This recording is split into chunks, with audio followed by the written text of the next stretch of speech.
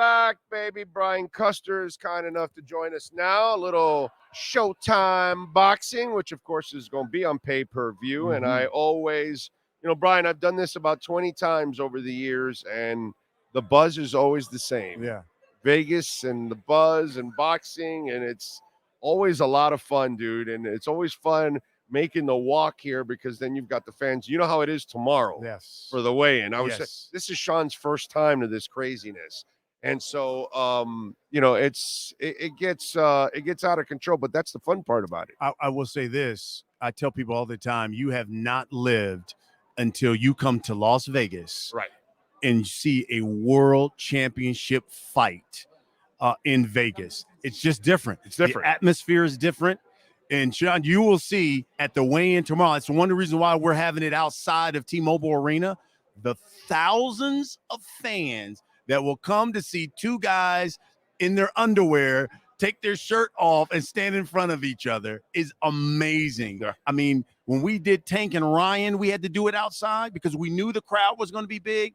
Canelo transcends the sport. Yeah. So you get the casual fan, the hardcore fan, the Mexican fan. You get everybody coming to see Canelo, and it's going to be a scene. You're going to enjoy it. Yeah, and the fun part, and where I think not just Showtime, but everybody has taken advantage of it over the last, 15, 20 years, that the weigh-in was kind of just a passing by type of thing. Now it's an event. Now it's an event. Now it's an event. Now you guys have done a marvelous job of doing the pre-games, the pre weigh-in stuff and all that, the shows, and then the post weigh-in stuff, because we have so much material that develops out of these things. Yes. You know what I mean? And we all love the drama and we love all that kind of stuff. So it's really fun, man. Yeah, from the press conference to the all access, and then all of a sudden there's just something different when two guys take their shirt off and then they got to stand right in front of each other for the last time. Then okay, now the fight's real. Yeah. And they're flexing, and the testosterone gets a little heated, and you want to see a little pushing, shoving. It's great. I love it. There's nothing better. Yeah, it's going to be a lot of fun. We on the fight card. Well, as you know, we're in Miami Station. We're talking about the Damian Lillard situation. Yeah. We got Ugas there, which Ugas. we got a big Cuban community down in Miami, and one of our sponsors is Hialeah Park, and we always have boxing matches like every quarter of the year. We have like a whole set of and usually have a whole bunch of Cuban kids that are in the boxing. What do you think about your Dennis? I love him. Listen, I'm biased. I've loved your Dennis Ugas for a long time.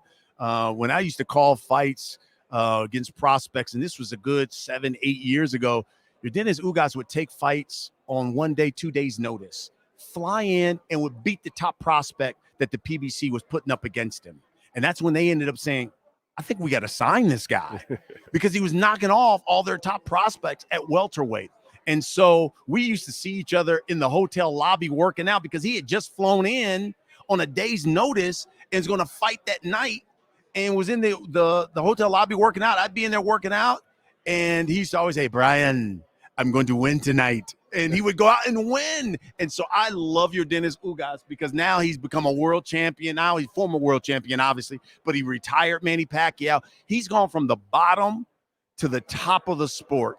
And let's be honest, he's still there. And as he talks about, Saturday is his opportunity to show I'm still there. And a lot of people saw what happened against Errol Spence. Right. Errol Spence is a different animal. animal. But come on, man. Errol Spence is Errol Spence. Exactly. He's a Hall of Fame boxer. Absolutely. So, your Dennis wants to show, I'm still elite and I'm still there. And I'm going to show you that on Saturday night. I can't wait to see him and Mario Barrios. Well, Barrios is a fighter, too.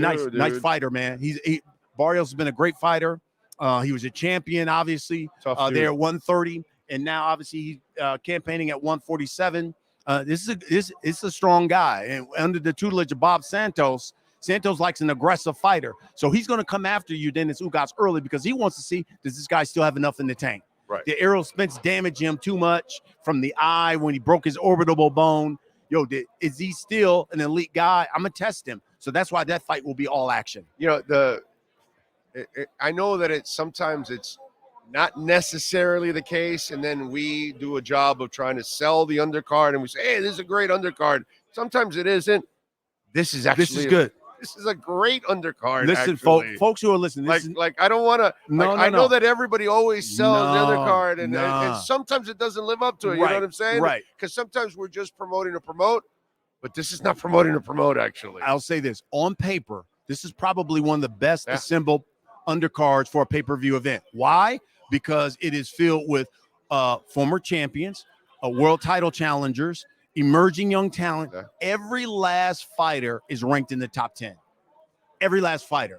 So this is the first two fights at middleweight. Elijah Garcia, Armando Resendiz, ranked in the top 10. And if you haven't seen Elijah Garcia, we had him on there. He was just on with us. Milcar Vidal. When he went in there, had a busted nose and knocked the snot out of Emil Vega. I was like, whoa, this kid. The kid's only 20. Talked about he wants to be a champion at 21. You don't want to miss that fight. That fight's going to be great. Then you get to your Dennis Ugas and Mario Barrios, two former world champions. Both got a lot to prove. Hey, Barrios took that loss to Keith Thurman. And so he's like, look, I want to show people that was a fluke. I belong at 147. And then the co-main, when you have Erickson Lubin and Jesus Ramos, Ramos is unbeaten. We just had him on. Lubin's fought just about everybody at 154. That is going to be one hell of a fight. He's the Orlando kid, right? Exactly. And Lubin is 27, Ramos 22. It's almost a flip of when Lubin fought Jermell Charlo. That's right. Lubin was 22. Charlo was 26. And we all kept asking Lubin then, are you biting off more than you can chew? Is it too early? He's like, no, I'm ready to take him out. And what happened? Charlo dusted him in basically 2 rounds. And so that's where Lubin keeps talking about, like, yo, this kid's just 22. I'm going to dust this kid. Well, we'll see, because Ramos is giving a lot of guys the business. Yeah. And that's going to be one heck of a co-man. Yeah, it's this is going to be and Brian Custer, by the way, joining us from Showtime Boxing host. And I'm telling you, it's out of control. Yeah. You really want to see the undercard here, because obviously everybody's talking about Charlo and Canelo and all of that. Let's get into Charlo and Canelo. Yeah. And obviously Charlo moving up a couple of weight classes. The fact that he's also taking over for his brother. Mm-hmm. You know, I wonder if there's a little emotion, extra emotion when he steps into the ring, because his brother's going through some tough stuff. And he's got to, you know, I'm not only fighting for myself, because this could be the exclamation point of my career, but I'm also doing it for my bro. You know, it's interesting because I give you a word on that. When Charlo called me a long time ago, months ago, we were talking, and he said, you know, I'm going to fight Canelo. I said, what do you mean? You got Tim Tszyu fight coming up here. And he said, we fighting Canelo. And I said, you mean your brother? And he said, no, it's going to be me. Don't tell anybody, but I'm telling you. And I said, okay. And he goes, you got promised, don't say anything. And then all of a sudden the fight was announced, and initially it was announced that Jamal, if you remember, people kind of jumped the gun.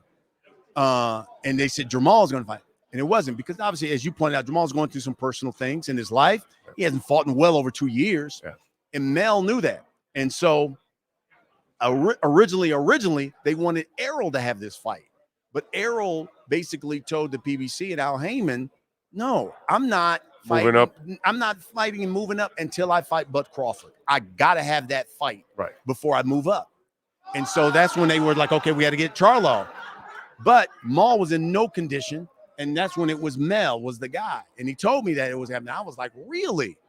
And he said, no, I'm going to do it. That would have been completely unfair for the brother to step in. Oh, my God. It would have been a mess. Yeah, man. It would have been a mess. Canelo would have dusted Maul quickly. Yeah. Quickly. Yeah. Quickly. But then you look at it. Hey, look, Mel, you look at his resume, it's a lot better than Jamal. I mean, now, you're going to say, duh, because Mel's an undisputed champion at 154. Right. But you look at the names he's fought. Harrison. I mean, you talk about all of these guys that he has fought. He's fought champions. Maul has not. He is not. Their resumes are completely different. And Jermell has turned himself into a knockout artist lately. Yeah. And so the key for him is he's got to box, though.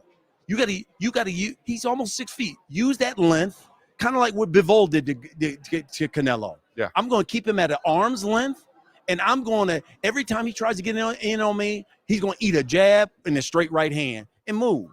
It may not be pretty, but it's a recipe to success. And if he is dedicated enough and focused enough to do that every round, he can win this fight. Yeah. I know Canelo's going to press him. He's going to press him. And he's going to try to bring the hammer. Yes. And that's where we're going to find out if he can handle the punishment. Yes. Because of a 168 pounder. Right. And a really powerful guy. Right. And the problem is, if he had 3, 4, 5 fights at this weight before he got to this fight, then maybe we have a better feel, and he would have a better feel for it, because now he's kind of used to that. It's funny because part of boxing is getting used to getting pounded. Yes, absolutely. You listen, activity means something. Yeah. You can say what you want about Canelo. That people say, oh, maybe he's slipping, he's this and that, he hasn't looked good in it. You're right. And he said, hey, look, for the first time, my wrist feels great. I'm going to show you guys that I'm the pound for pound king of boxing and the best fighter on the planet on Saturday night. Now, if you're Charlo on the opposite thing, you probably would have liked to fight a guy that was 168 and get your feet wet first. Yes. But you know what? I credit a guy who says, I'm going to dare to be great.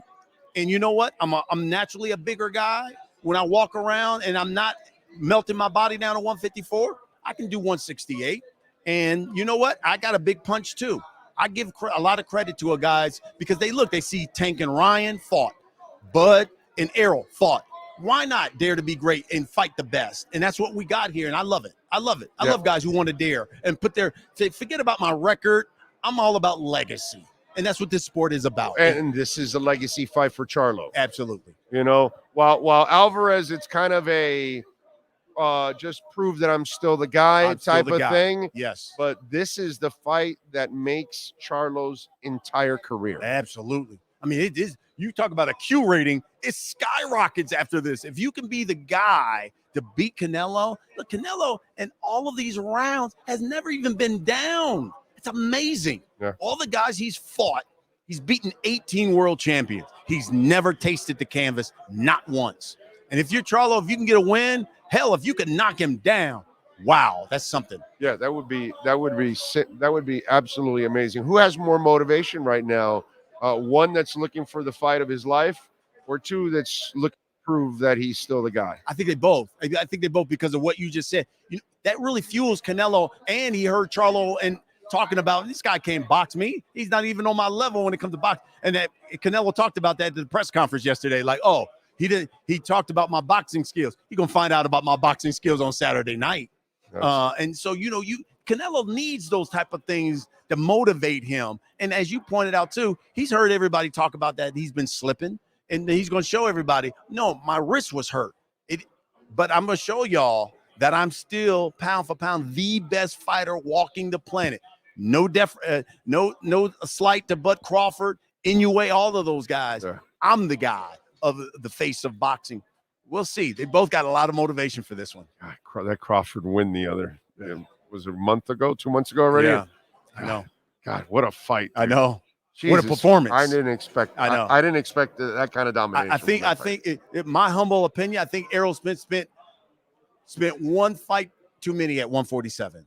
He's a big guy, and I think if they do it again, I think that at 154 it'd probably be a different fight where he doesn't have to boil his body down too much anymore. Brian, it's going to be absolutely awesome. You're going to come back here tonight to watch the Lions? Absolutely. I'm going with the Lions. I'm going to lay the 2 points. I listen, man. I like the Lions, what they've done. I like what Jared Goff has done with that team. And how do you not root for Lions fans? Those poor people have been suffering. Jesus God Christ. bless Detroit. I'm a Dolphins fan, and I've been suffering for a while, but nothing like Lions fans. You're right about that. And now I finally got my Tua, and my boys are keep that man healthy. Let me tell you something. Sky's the limit. That's going to be a great game with Buffalo. Yeah. We're going to find out who's real in this division. Yeah, I think Miami's going to win. I think Miami's ready to take over that division. I like it. It's going to be fun, man. I like it. And Tua's the kind of guy you want to have success. Great kid. Because he's great for everyone. Yes. For the sport, for young people. He's just, you want good human beings to be representatives of these kind of situations. Josh Allen got a lot to prove. Talking about got motivation, a lot to prove. Yeah. You take a loss to Miami, and you lost earlier to the Jets when Aaron Rodgers went down. You lost to Zach Wilson. They trying to look. New York is trying to throw Zach Wilson out already. Joe Namath is already, when Joe Namath said, "Look, I'm quit done on with him. you." I've You're seen done. enough. You're done. I think we've all seen enough. I mean, Look, my man Joe Namath said he is struggling. yes, struggling. Yes. Brian, great stuff, man. All right. Enjoy the fights, man. Thank you, for taking some time. Absolutely. Appreciate you. Brian Custer, baby, Showtime boxing host.